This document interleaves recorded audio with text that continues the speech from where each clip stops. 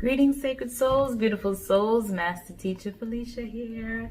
So before I get started, I do want to tell you guys or encourage you guys that if you have not watched the beginning of the series, take a moment, take a pause, go back and watch from the beginning.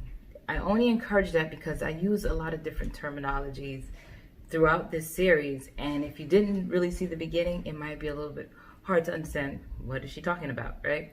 So I encourage you to take a moment, go back, watch them, and the good thing is each video is typically under 5 minutes.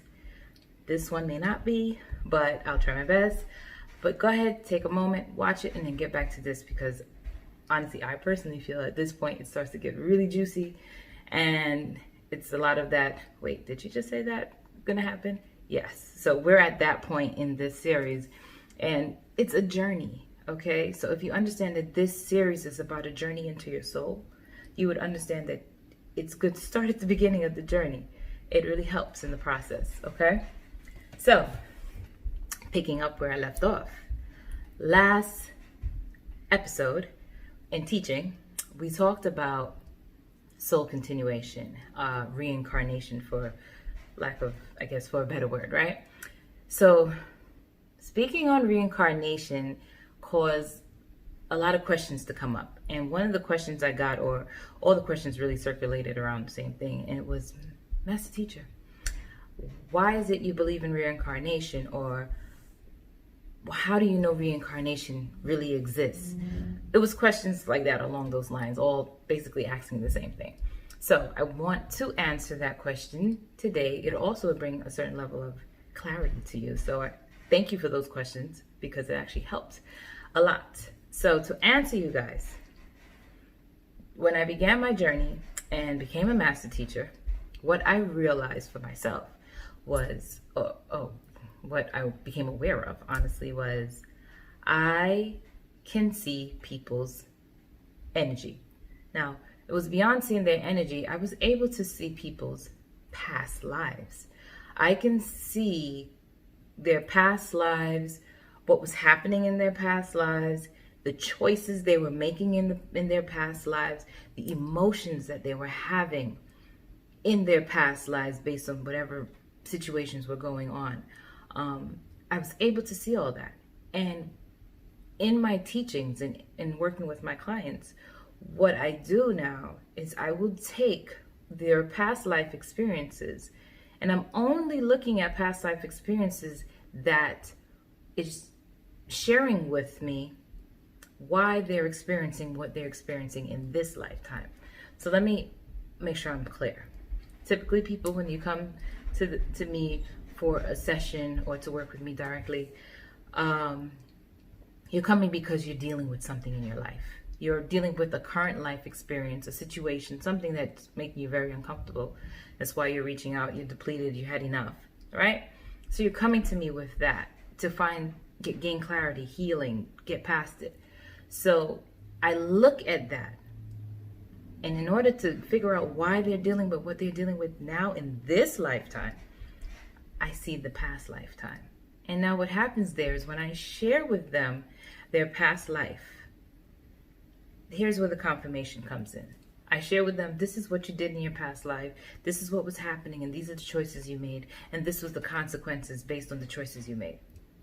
What happened in that moment is they will say, oh my gosh, Master Teacher, what you shared with me in my past life is happening with me right now in my current life. Now, most times I don't know the details of their current life, so it's like that, how did you know that from my past and it's this in my present? So those are confirmations, not just for me, especially in the beginning, that, okay, oh my gosh, I really am seeing someone's past life. It was confirmation for them as well. So that was how I knew, that was one way I knew and understood that reincarnation is a thing. Beyond that, like I said, your soul, who you are at a soul level is not who you are at the physical level right now. Because right now we start walking around being who we believe ourselves to be. We tend to let go of our true divine selves to fit into society or to just blend into whatever we were taught, or to exist. And I say this and I say that, and I'll say this again. Human beings are the only things, creatures, people who try to be things that they are not. Bottom line, they are. I mean, a plant will always be a plant. This chair knows to be a chair. You know, a dog will be a dog. A fish will be a fish. But humans, we are always doing other things.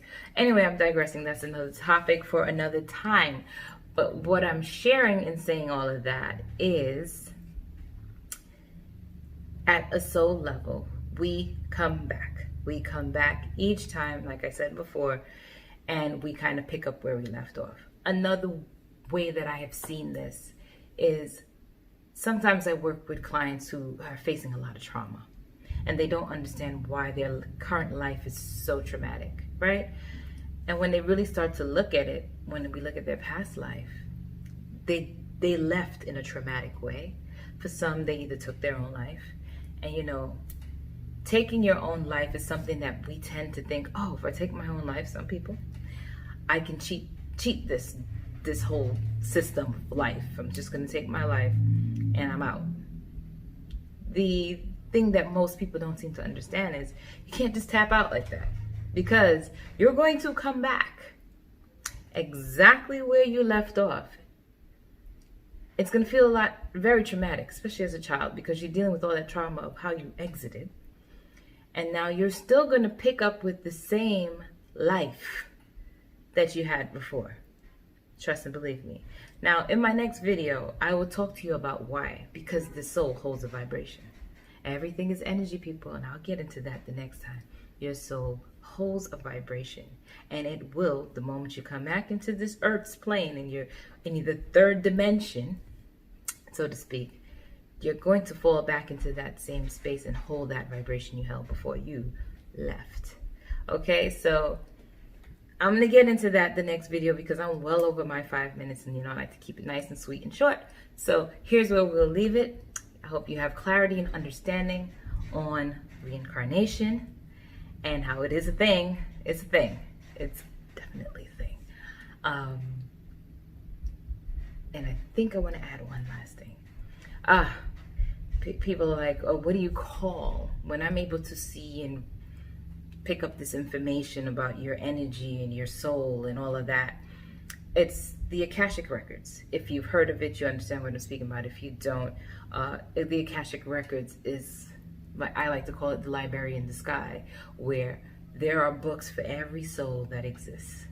And it's like, I feel like I pull out the book, open it up, and say, oh, this is Tommy's book, and this is all the things Tommy did, blah, blah, blah. And that's the information, and it's there. It's there energetically, that to be looked at and looked upon, okay? And you don't just go looking at people's stuff. Well, not me anyway. But when I work with people, this is how I'm able to see the different energies. I'm able to go into their records and share these things with them, with their permission, of course, and for the highest good of all that's involved. That's how I operate, and that's how I do this work. So, with that said, love and light, and I'm sorry for the long video today, but I had a lot I wanted to get out. But join me for the next one, because I want to get into soul vibrations. Because when I talk about the vibrations of the soul now, you're going to understand why people say you choose your parents. They do not choose you. And it's all about that vibration that your soul holds when you come in for that next round and that next lifetime. Okay? So, love and light, my beautiful souls. And I'll see you next episode for the next teachings. I'm so excited and can't wait to talk about it. So, see you then. Love and light.